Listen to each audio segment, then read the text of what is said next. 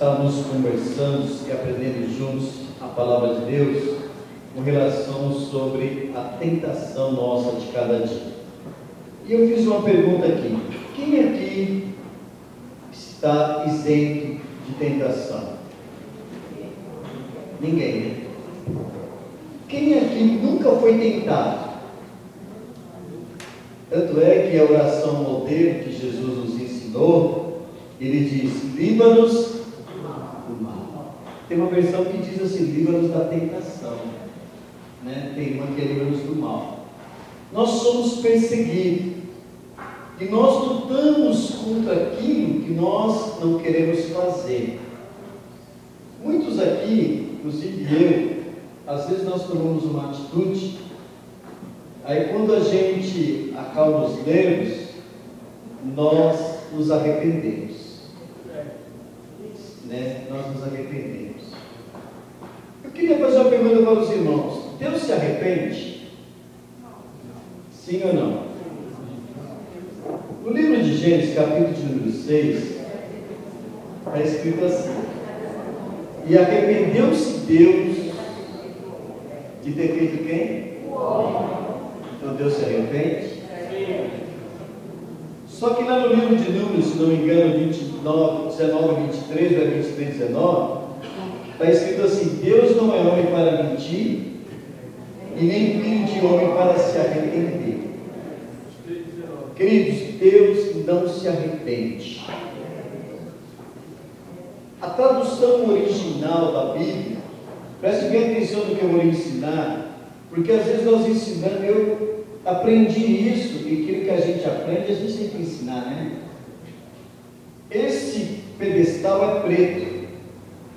Digamos que eu chego aqui, pinto o responsável pelo som, João Paulo, chega aqui e pinta ele de rosa. Acaba meio estranho, vai? Aí o irmão Paulo chega e fala assim: eu vou me arrepender de ter pintado ele de rosa, eu vou pintar ele de preto de novo. Veja que esse arrependimento, ele é um arrependimento que não desce ao coração. Deus, se fosse Deus que chegasse e dissesse assim: eu pintei de rosa, se eu tivesse que pintar de novo, eu não pintaria de rosa. Deixa eu explicar de novo. Essa parede nós pintamos de branco.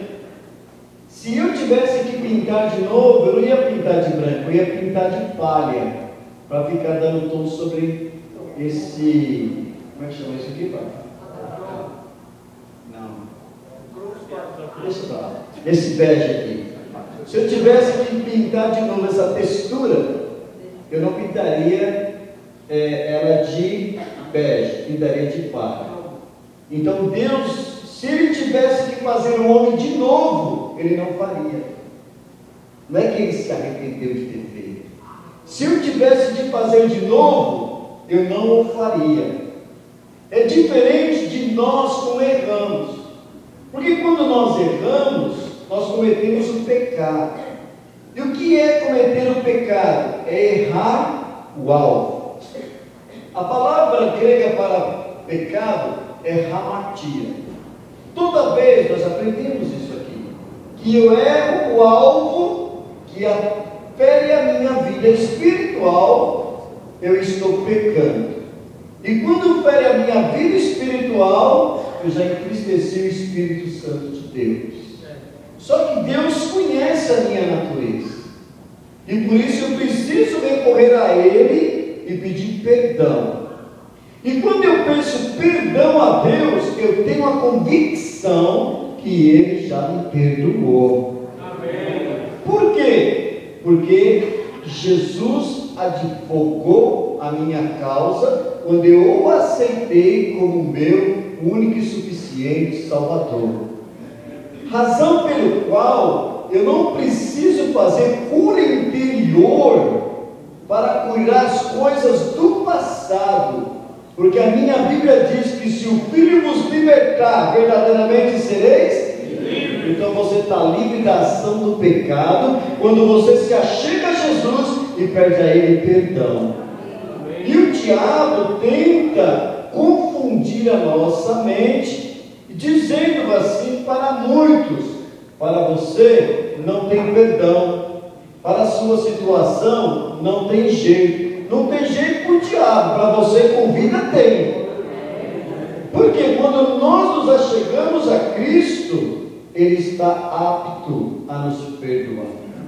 No entanto, meus amados, nós vivemos numa briga constante. E a semana passada, nós aprendemos sobre a tentação nossa de cada dia. Eu gostaria que você abrisse a sua Bíblia no livro de Romanos, capítulo de número 7. Romanos, capítulo de número 7.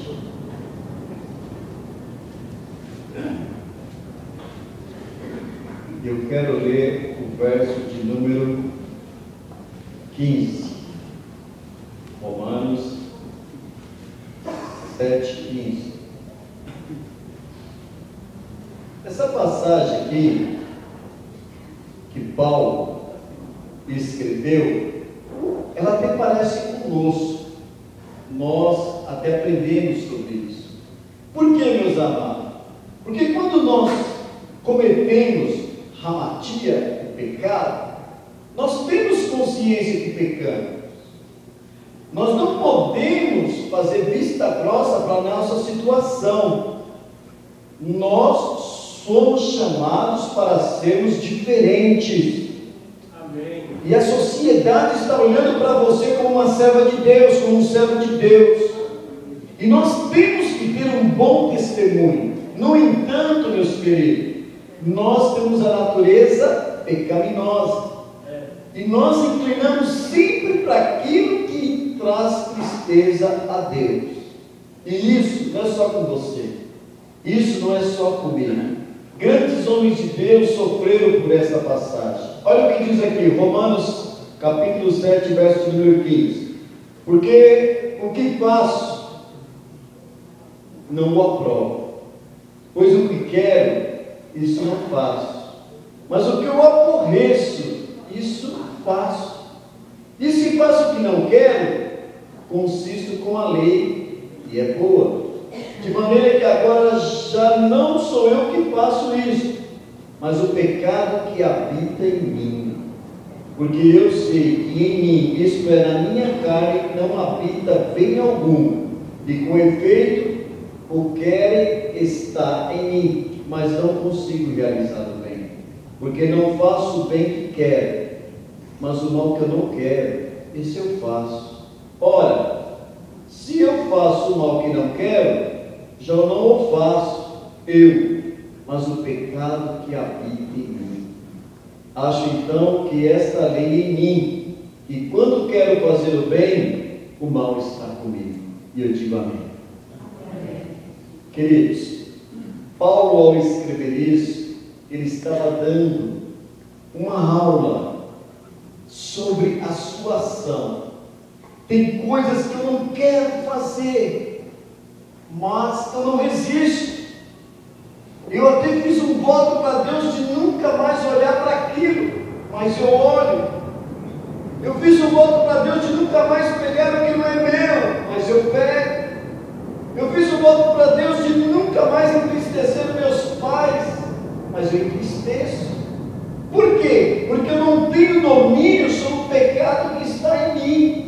E nenhum de nós, meus queridos, temos força suficiente para vencer o mal se nós não nos achegarmos a Cristo. Aleluia! Aprendemos que pelo fato de sermos servos de Deus, nós não estamos isentos das tentações. Nós não estamos isentos das provas.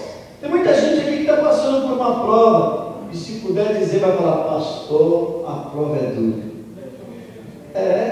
Tem muita gente aqui que está passando por luta. Por quê, irmãos? O fato de nós termos as nossas vidas na direção de Deus, em Cristo Jesus, não nos isenta das provações. E a semana passada nós aprendemos sobre isso. Aprendemos que precisamos combater as obras da carne que nos distanciam de Deus. E nós lemos e estudamos juntos, segundo Gálatas, capítulo de número 5. Perdão, segundo está escrito em Gálatas, capítulo de número 5, a partir do verso 19, sobre as obras da carne. Dia a dia nós temos que matar um leão. Dia a dia nós dobramos o joelho e falamos: Deus, me perdoa. Ontem eu ouvi uma frase que me feriu. Eu vi um varão dizer que nós não conhecemos a palavra de Deus. O que nós falamos é repetitivo, é como papagaios. Eu não aceito isso, irmão. Porque se nós dobramos o joelho para buscar a presença de Deus, Deus dá a palavra do céu para nós. Se você dobra o seu joelho, Deus ouve a sua oração. Se você medita na palavra, a palavra fala contigo. Aleluia! E nós conhecemos a palavra, e nós precisamos de incentivo para continuar nas nossas vidas na presença de Deus. E permitindo Deus, hoje eu quero aprender junto com os irmãos o que é tentação e como vencê-la. Primeiro, meus amados, o que é tentação? O Aurélio, que é o pai dos inteligentes, diz que é o ato e efeito de tentar, é a disposição de ânimo para praticar coisas censuráveis. Eu já disse para os irmãos que tudo para Deus tem limite. Eu já expliquemos aqui, meus amados, por que Deus pediu para Eva, não para Adão, para Eva, não coma do fruto. Você pode comer de tudo aqui. Por que Deus falou justamente daquele fruto? Não vai dizer por aí que era uma maçã, viu, irmãos? Quem fala que a maçã é a igreja católica, de repente Eva comeu até uma jaca, né? Uma melancia, né? Outra fruta, mas não a maçã. A Bíblia diz que ela comeu do fruto. Quando Deus colocou a proibição, Deus estava dizendo: olha, você vem até aqui, daqui você não passa, aqui é o limite. Trazendo para o nosso cotidiano, para a nossa vida espiritual, Deus coloca limite em nós.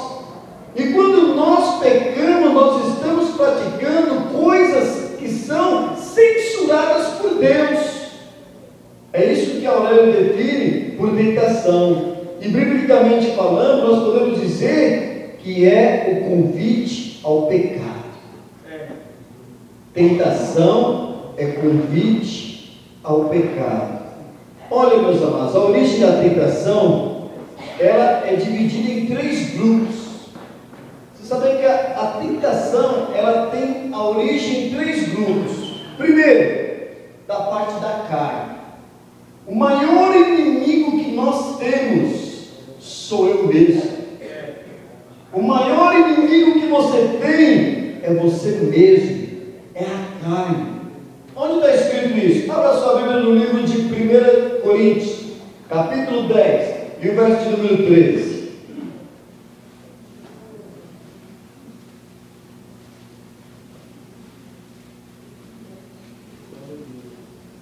Não veio sobre vós tentação, senão não veio sobre mim tentação, senão humana. E nós podemos entender que a tentação humana quer dizer da própria natureza carnal do homem. Porque Romanos, no capítulo 5, verso número 7, diz assim: porque quando estávamos na carne, ei, olha para mim, passado, quando estávamos na carne, Romanos 5, 7, as paixões dos pecados, que são pela lei, operavam em nossos membros para darem fruto para a morte. Só que hoje, eu não estou mais na carne. Por quê? Eu tenho que dizer como Paulo: não mais vivo eu, mas Cristo vive em mim. E a vida que agora vivo, ela tem que passar para os outros segurança. Ela tem que passar para o próximo convicção. Irmãos, nós temos que ser diferentes. Nós somos diferentes, ainda que fracos, ainda como nada tendo, mas possuindo tudo, porque nós temos o Espírito Santo de Deus em nossas vidas. Aleluia. E o significado da carne é o centro dos desejos pecaminosos. Deixa eu repetir. É o centro do desejo pecaminoso. A origem da tentação, primeiro, ela vem da carne. Por quê, meus amados? Paulo nos diz assim: olha, revestivos do Senhor Jesus Cristo, e não tenhais cuidado da carne e das suas concupiscências, desejo desenfreados. Domingo um varão chegou em mim e falou: pastor, eu comi tanto, que eu até me estranhei.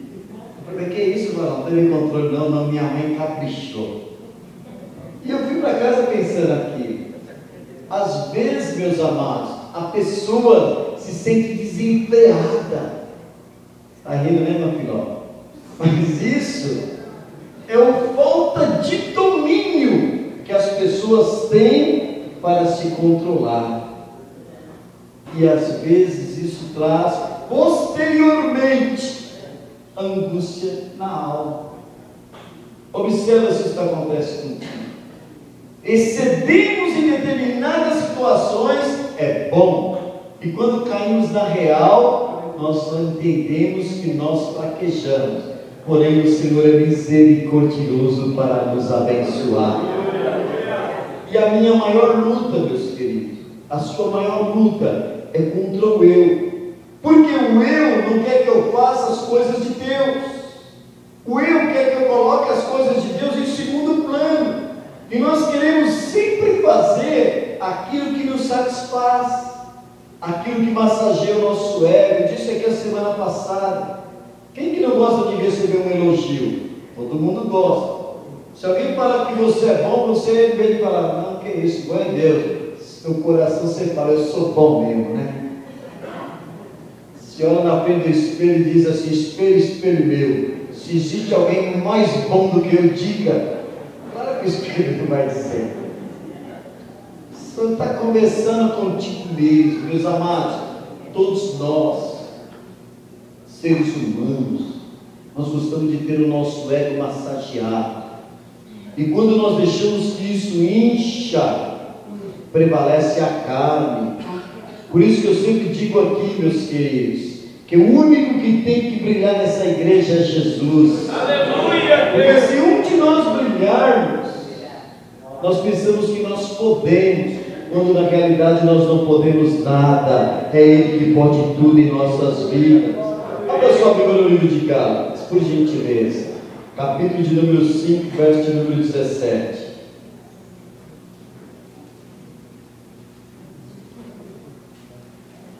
Diz assim: olha, é interessante. O Eric está aqui? Não, só a mãe dele. Um dia o Eric chegou aqui. O Eric deve ter uns 10 anos. Eu contei isso para os irmãos no domingo. Chegou aqui no púlpito e falou: pastor, Jesus é filho de Deus? Eu falei: é, então Jesus é meu avô? Não. E depois eu conversei com os professores sobre isso. Ele veio aqui tirar a dúvida. Não, Jesus não é seu avô. Aí eu peguei e desenhei, como a gente aprende na teologia, a definição Pai, Filho e Espírito Santo, e ele saiu daqui vibrando. E eu disse para ele assim: meus queridos, nós somos tricotômicos, nós somos compostos de corpo, alma e espírito. Tiago, você consegue tirar o espírito e deixar a alma e o corpo? Você consegue tirar a alma e deixar só o espírito e o corpo? E se tirar o corpo, o que sobra? Nada. Porque o espírito vai para Deus, a alma, evidentemente, que é o nosso sangue, e o nosso corpo vai para a terra. Mas eu não quero falar sobre isso. Eu quero dizer uma coisa para os irmãos: nós somos tricotômicos. Nós temos corpo, alma e espírito. E a maior luta que eu tenho dentro de mim é a minha carne, que é o corpo, contra o espírito.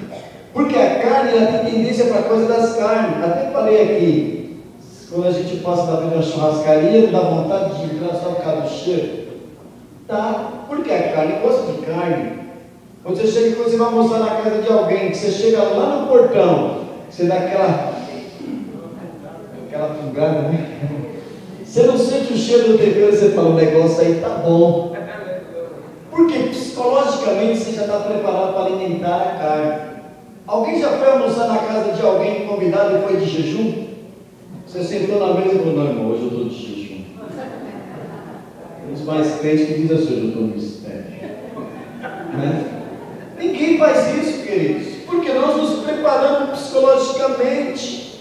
E a carne, ela gosta de coisas que animam a carne. E eu vivo constantemente lutando contra a minha carne. Agora, o que a Bíblia diz em Gálatas 5,17? Porque a carne cobiça contra O Espírito. Contra quem? O Espírito. A carne não cobiça contra a carne. A minha briga contigo não é nem por força, nem por violência, nem pelo sangue. A nossa luta é contra a carne. Por quê? Porque a carne, ela cobiça contra o Espírito, e o Espírito contra a carne. E esses se expõem um ao outro, para que não façais o que quereis. Você quer ser mais crente? Amorteça a carne. Você quer orar e ver Jesus curar por intermédio da sua vida? Amorteça a carne. Você quer ser um instrumento na mão de Deus? Coloque um jejum, uma consagração na sua vida. Amorteça a carne. Porque quando a carne estiver fraca, o Espírito está forte. Aleluia! Agora, quando a carne está forte, meu querido, a carne aqui não se refere ao corpo físico, que não tem nada de mal em si mesmo. Nós estamos falando no sentido espiritual. Quando eu alimento a carne, espiritualmente falando, o Espírito se afasta de mim. Mas, por não estarmos falando do corpo físico, e sim no sentido espiritual, nós entendemos que a nossa natureza, ela é carnal. Todos nós aqui temos a natureza carnal. E temos crente que precisa se converter. Porque ele é espiritual até a hora que você pisa no carro dele. Se pisar no carro dele, o velho homem se levanta. E aí, meus amigos, ele fica irado. E na ira do homem, Deus não habita. Nós entendemos que a minha natureza já é pecaminosa. Nós falamos sobre isso. Se você abrir a sua Bíblia no Salmo 51 e o verso de número 5, Davi fala assim: eis que em pecado fui formado, né? E em pecado me concebeu a minha mãe. Em pecado fui formado, já disse aqui, não foi no ato sexual dos pais de Davi, de Jessé, que era o seu pai com a sua mãe, não é isso não é pecado. A natureza de ambos, ele foi gerado em pecado e ele nasceu em pecado. Porque o homem herdou a natureza pecaminosa quando desobedeceu a Cristo, porém a Deus. Porém, quando ele aceita Jesus, dos seus pecados eu não me lembro mais. Aleluia! Agora, o difícil é estar na casa de Deus, com o nome escrito no livro da vida, e ficar pecando, alimentando a carne, fazendo aquilo que te distancia de Deus, querido. Livro de Naum, capítulo 1, versos 2 e 3. Deus tem o seu caminho na tormenta, e o seu juízo não falha, e ao culpado não tem por inocente. Tanto é que quando nós recorremos a Ele, Ele dá o perdão. Mas a palavra é: não erre, não peque, não entristeçais o Espírito Santo de Deus, mas amorteçai a carne, para que o Espírito de Deus prevaleça nas nossas vidas. Aleluia! O corpo do crente é templo do Espírito Santo. Livro de 1 Coríntios, capítulo 13, verso 16, diz assim: não sabeis vós que vós sois templo do Senhor, e que o Espírito Santo de Deus habita em vós? Quando o Espírito de Deus habita em mim, meus queridos, eu tenho que estar cuidando bem do templo do Espírito. Você tem cuidado bem do seu corpo? Chegar em casa, dá uma olhada de perfil no espelho. Meus amados, nós somos templo do Espírito. Nós não podemos bagunçar, nós não podemos relaxar. Existe até uma doutrina, uma matéria na faculdade que existe sobre a mordomia do corpo. Nós precisamos cuidar daquilo que Deus nos deu, para que nós não venhamos perecer precocemente. E quando eu começo a cuidar do meu espírito, eu estou cuidando do templo externo. Por quê? Porque eu estou amortecendo a carne. E nós entendemos que a origem da tentação, primeiro, ela tem origem na carne. Segundo, de onde vem a segunda origem? Do mundo. Olha aqui, o mundo como fonte de tentação não é um mundo físico criado por Deus, não, é o sistema. É o sistema que se opõe à forma persistente consistente, sistemática do reino de Deus. O sistema montado, meus queridos, às vezes nos distancia de Deus. E eu vou lhe dizer uma coisa: Deus tem que ter misericórdia de nós, para que nós não nos enquadremos nesse sistema corrupto que está o mundo vivendo.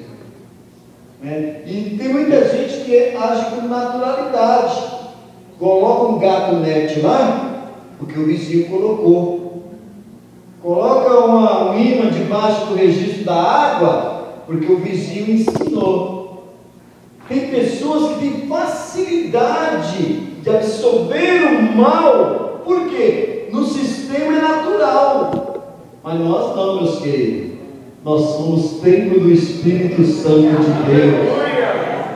Abra sua Bíblia no livro de 1 João, capítulo de número 2. 1 João 2, verso 15. A Bíblia fala do sistema. Aleluia. Que sistema é esse? Nós temos dificuldade para quebrar o sistema. O mundo, meus amados, ele é movido por um sistema diabólico. Você quer ver uma das coisas mais corruptas que tem? Lamentável dizer isso, mas não tem conhecimento, é a nossa política. Preste atenção no que eu vou lhe dizer. Eu estou aqui há 1 ano e 2 meses. Eu conheço meio mundo, nunca veio um político aqui. Ano de eleições, vamos chegar aqui dizendo que são meus amigos. Eu não tenho amizade com ninguém. Não veio nenhum amigo. Tem um monte que me vê, oh meu amigo, eu vou lá. Mas se vier em próxima eleição, você entende o quê? Eu vou deixar bem claro, meus irmãos, eu não tenho compromisso com ninguém, tá? Eu não tenho compromisso com ninguém, meu negócio é com Deus.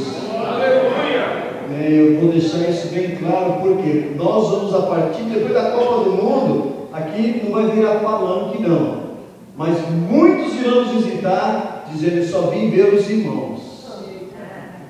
Abre seu olho, ele está querendo esse seu voto. O sistema é assim. O próprio pastor Alcides falou isso na reunião de obreiros. Os senhores estavam lá, viram o que ele disse. O próprio sistema é assim.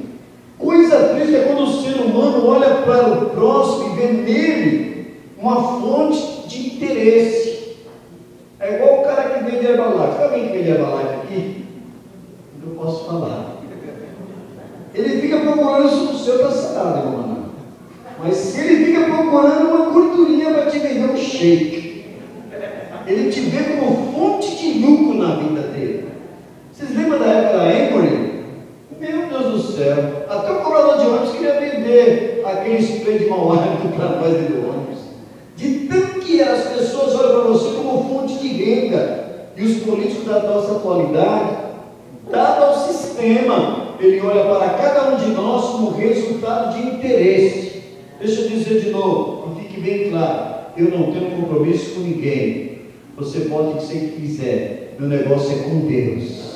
E as pessoas que vierem aqui dizer que são meu amigo, eu não tenho amizade com ninguém, meus queridos, da ala política, ninguém. Por que eu estou dizendo isso? Porque nós vamos ser muito visitados. Se Jabaquara já era, pode esperar, vai ser mais ainda. Mas eu quero lhe ensinar uma coisa. Vamos atentar para um detalhe.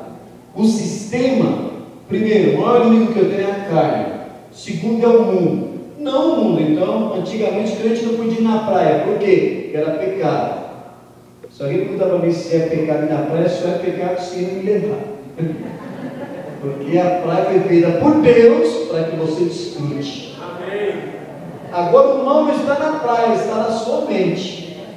Aprenda a desfrutar das coisas belas que Deus tem colocado na vida para nós.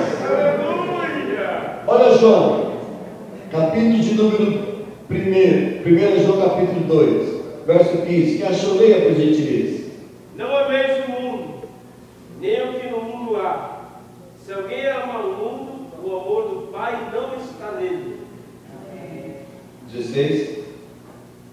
Porque tudo que há no mundo, a concupiscência da carne, a concupiscência dos olhos e a soberba da vida, não é do Pai, mas do mundo. Amém. Quem criou o mundo? Deus. Por que João aqui está dizendo: não ameis o mundo? O mundo que Deus criou? Irmão, quem não não gosta de ir numa cachoeira? Quem não gosta de tirar uma foto de uma beleza natural? Quem não gosta de ir em Foz do Iguaçu e ficar horas olhando para aquela água caindo? Não é assim, meu marido? E Deus está dizendo: não ameis a cachoeira? Não ameis a praia? Não ameis as montanhas? Não, meu amado. Não ameis o mundo, o sistema, e nem no que o sistema há. Porque quem ama o sistema é corrupto tanto quanto. Mas para aqueles que são escolhidos por Deus, Ele faz a diferença aonde Ele chega. Eu vi uma frase bonita uma vez de um feirante falando. Ele disse assim: eu ganho dinheiro, mas o dinheiro não me engana. Eu vivo no mundo, mas eu não sou do mundo. E ele gritava alto vendendo tomate. Esse camarada é um filósofo, né? Mas indiretamente ele estava ensinando. Ele estava ensinando. E nós precisamos aproveitar. Tem uma música secular que dizia assim, os antigos lembram: é preciso saber viver. É preciso saber viver.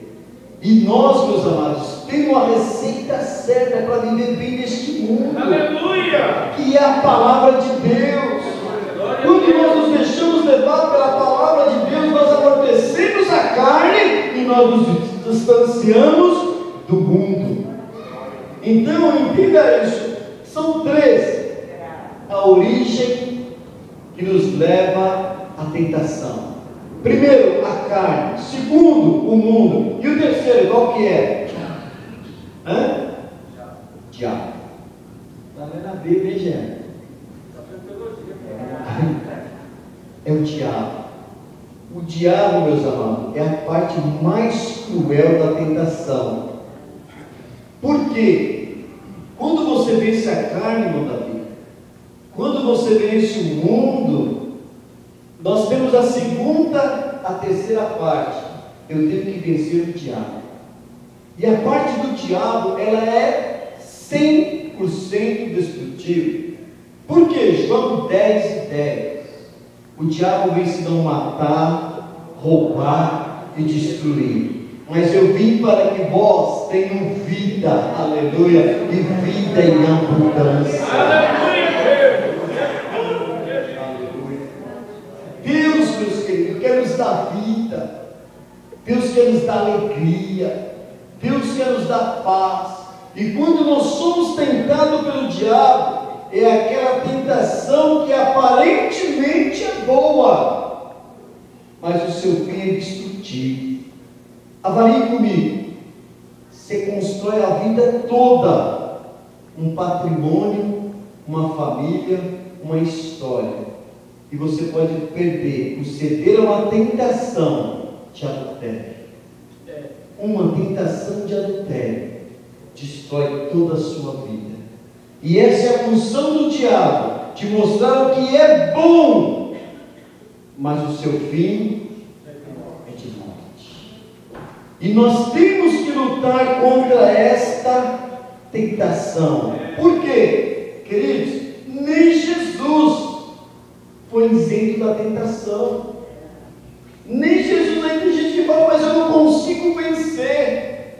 Entenda o seguinte: se você abrir a Bíblia no livro de Lucas, capítulo de número 4, e o verso de número 2, nos mostra que Jesus ele foi tentado pelo diabo. Olha que coisa: após 40 dias em jejum e total consagração, mesmo ele estando sendo filho de Deus, o diabo chegou nele e falou assim: Jesus, olha que coisa linda, meus queridos.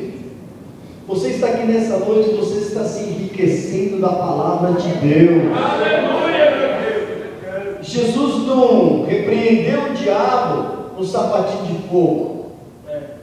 Jesus não se repreendeu o diabo no reteté e no remifly. Jesus repreendeu o diabo foi na palavra. Aleluia. Porque ele disse assim: se tu és o filho de Deus, lança-te daqui, porque está escrito: darás asas ao teu anjo que te acolham, que te segure. Ele diz: está escrito: não tentarás o Senhor teu Deus. você é o Filho de Deus, transforme essas pedras em pães. Qual foi a resposta? Está escrito: não só de pão viverá o homem, mas de toda a palavra que sai da boca de Deus. Aleluia! Se tu eres o Filho de Deus, aí ele foi com o terceiro golpe. Olha aqui: se tu me adorares, eu te dou todo este mundo. Levou Jesus no penar e mostrou todo o mundo. E disse mais: o bicho era mentiroso, que me pertence. E ele disse: meu amado, somente a Deus adorarás, e só a Ele servirás. Aleluia! Palavra. E o diabo deixou, e os anjos vieram e o socorreram. A Bíblia diz que Jesus, ele foi o único que não caiu em pecado. Ao ler nos Hebreus 4:15, eu faço questão que você leia, mostra que Jesus foi o único ser humano que não pecou. O único que não pecou foi Jesus. Porém, um que, como nós, em tudo foi tentado, mas sem pecado.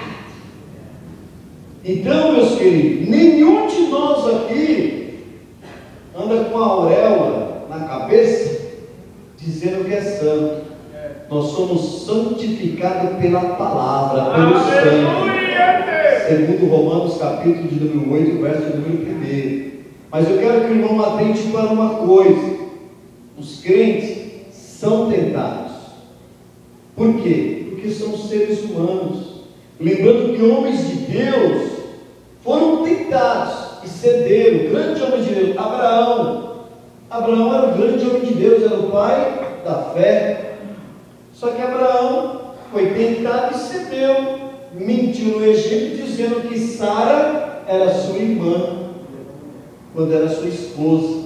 Ele foi tentado uma mentira e cedeu. A Bíblia diz que Sansão foi tentado. Sansão era homem de Deus, era nazireu. Nariz grande, era nazireu. E ele foi tentado. A quê? Ele foi totalmente envolvido a sedução, e ele cedeu. Davi foi tentado e cedeu ao adultério com Betseba. No entanto, esses homens cederam, mas quando recorreram a Deus, Deus estava pronto a atendê-los e abençoá-los. Atente para o fim de Abraão. Até hoje a história fala. Atente para o fim de Sansão. Quando ele orava com a mão em uma coluna, o tamanho da coluna, ele fez uma oração e disse assim: Deus, uma coisa eu lhe peço, livra-te de mim só esta vez. E a Bíblia diz que Deus lembrou dele, e na sua morte ele matou mais filisteu do que toda a sua história de vida. Olha Davi pegou com Betseba, mas depois do pecado de Betseba, você começa a ler a partir do Salmo 51. Todos os salmos do degraus foi escrito por Davi. Você sabe o que era o salmo do degraus, irmãos? Quantos salmos do degraus eram? Alguém que sabe dizer? 40. Todo dia ele subia um degrau no templo e lia um salmo. No outro dia subia outro degrau e lia outro salmo. Meu querido, eu torno a dizer: quantos aqui estão lendo um salmo por dia? Deixa eu ver. Vocês aprenderam. Mas você que não aprendeu, deixa eu te ensinar uma coisa. Chega em casa hoje e lê o salmo 1. Viu, Tiago? Amanhã o salmo 2. Depois da manhã o salmo 3. Em 150 dias você já leu o livro do salmo, e o Espírito Santo de Deus tem uma palavra para a sua vida ali. Aleluia! Todo dia leia um salmo. Quando terminar, começa de novo. Em um ano você leu 2 vezes o livro de salmo. Deixa eu lhe dizer uma coisa: ler salmo é entoar hino de louvores a Deus, porque o salmo é a harpa cristã, é a harpa usada até os dias de hoje na sinagoga para adorar o nome de Deus. Por isso que salmo não tem capítulo, salmo tem número. Nunca diga: vamos ler salmo capítulo 23, não, vamos ler o salmo 23, porque o salmo é um hino. Deus, meus amados, quer receber o seu louvor e a sua adoração. Os crentes não são tentados, ou são? São, meus queridos. Os crentes são tentados. Só que um detalhe: há muitos que cedem à tentação. E esses que cedem à tentação traz prejuízo para a igreja do Senhor. Por quê? Porque se envolve em escândalos, em calúnia, em inveja, em desamor e tantas outras coisas que entristece o Espírito Santo de Deus. Mas a igreja, meu querido, quando ora, eu quero dizer que o fogo se acende. Aleluia! E quando o fogo se acende, meu querido, pode estar o bicho que estiver na mata, ele vai sair correndo.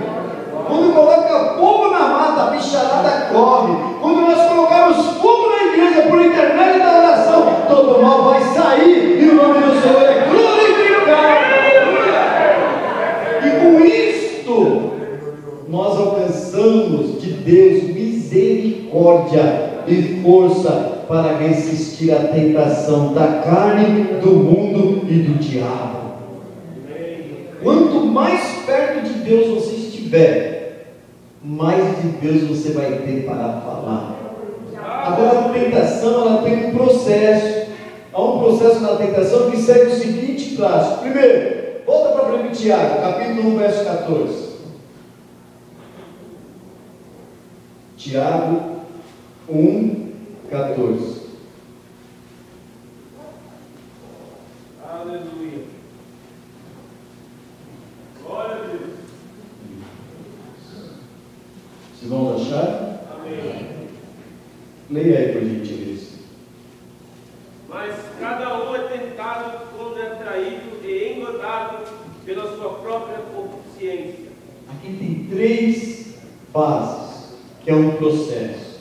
Primeiro, cada um é tentado quando é atraído. Ou seja, existe uma atração do desejo. Pelos sentidos, visão, a concupiscência dos olhos, nós pecamos no olhar. Você sabia que nós pecamos no olhar? E quando nós pecamos no olhar, automaticamente vai para a mente. E quando vai para a mente, começa o pecado a ser trabalhado. Existe um processo. O Tiago diz assim: olha, mas cada um é tentado quando é atraído. Você só é atraído quando vê. Primeiro, pela visão. E Jesus disse lá em Mateus 6, 23, que se os seus olhos for mal, todo o seu corpo é mal. Por quê? Porque quando eu vejo com o olho, eu alimento a mente. E quando alimento a mente, eu desejo. E quando eu desejo, eu quero a todo preço. Mas quando a carne está morta, eu estou olhando para Jesus, o autor e consumador da minha fé. Primeiro, cada um é tentado, primeiro, pela visão. Segundo, pela audição. 1 de Coríntios, capítulo 15, verso número 33 diz: não vos enganeis, as más conversações corrompem os bons costumes. As más conversações. Querido, você acha que é natural um crente falar palavras de baixo calão? Palavrão. Palavras que entristecem o Santo Espírito de Deus. Tem umas reuniões que a gente participa que nem parece que aquele povo é crente. Ei, deixa eu te dizer uma coisa na qualidade de pastor. Fuja daí, irmão, em nome de Jesus. Sai do meio da roda dos escarnecedores. Olha para o Salmo 1, bem-aventurado o varão que não se detém no caminho dos pecadores e nem se assenta na roda dos escarnecedores. Antes tem o seu prazer na lei do Senhor, e na sua lei medita de dia e de noite. Aleluia! Só fala de Deus, irmãos, quem tem Deus no coração. Primeiro, nós somos tentados pela visão. Segundo, pela audição. Terceiro, pelo olfato, que é o gosto, tá? Provérbios, nós estudamos sobre isso, Provérbios 6 e 17, que os olhos altivos, língua mentirosa, mão que derrama o sangue inocente, leva o homem a praticar hamatia, pecado, cedendo à tentação. Primeiro pelo olho, segundo pelo ouvir, terceiro pelo agir. Continua em Tiago, que ele diz aí? E engodado por sua própria consciência. O que é engodado, meus queridos? Não é gordo não. Não é engordar, é engodado. O que é engodo? Engodo é a isca, né? Ele é a isca. Ou seja, quando ele é atraído pela isca, e essa isca pode ser uma pessoa. E tem muitos galãs que se apresentam como príncipes, mas são verdadeiros demônios. Irmãos, preste atenção que é solteiros. Olha a Deus, que Deus tem o melhor para a sua vida. Eu sempre digo isso, porque o bonitão, o diabo, ele não vai aparecer com um garfo de 3 pontos. Senão você sai correndo. Ele não vai aparecer com rabo. Senão você vai tocar ele. Ele vai aparecer bonitão, boa pinta, bombadão, né, meu Deus? Saradão, né, barriga de tanquinho. Aí depois vira uma máquina de lavar roupa, bem grandona. Por quê? Porque só tem aparência. E a Bíblia está dizendo isso: cuidado com a isca, cuidado com o engodo, que pode ser uma pessoa, ele pode ser um objeto de desejo. Querido, quando nós esperamos em Deus, nós não somos engodados, nós não caímos em isca que aparentemente são estranhas. Espere em Deus. O coral sempre canta isso, é uma palavra de Deus na sua vida. Espera somente em Deus, porque Ele tem para ti o melhor para a sua vida. Aleluia, Deus! Primeiro ele olha, segundo ele é engodado. Olha o que diz o verso de número 15: depois, havendo a concupiscência. O que é concupiscência? O desejo desenfreado, que Paulo disse: aquilo que eu não quero, mas eu não consigo parar. Aquilo que eu não quero fazer, eu faço. Porque a concupiscência não me deixa frear. Ela quer que eu faça, ela quer que eu haja. E diz o verso de número 15, olha aí na sua Bíblia de Tiago, 1 Tiago, verso de número 15: depois da vida a concupiscência, ou seja, o desejo desenfreado, concebido, dá luz ao pecado. Queridos, toda tentação começa na mente. E depois o pecado é gerado. Continua o versículo. Ele começa na mente e depois é gerado. Porque é na mente que nasce o pecado. E a Bíblia diz que ensina que se alguém pode adulterar, começa o adultério na mente. Mateus 5, 27 e 28. Jesus fala sobre isso. Que se nasceu o coração, José desejou, pecou. E o pecado começa na mente. Quem aqui sabe andar de bicicleta? Você está andando de bicicleta, preste atenção. A bicicleta vai pegando velocidade. Se tiver no asfalto, você vai cair sozinho? Não cai, não. Você só vai cair se alguém colocar um obstáculo na sua frente. Só que tem um detalhe: para de pedalar. A bicicleta vai perdendo a velocidade, até que ela cai. Espiritualmente falando, assim é a nossa vida. Enquanto você está pedalando na presença de Deus, com oração, com jejum, com consagração, a sua bicicleta está voando rumo aos céus.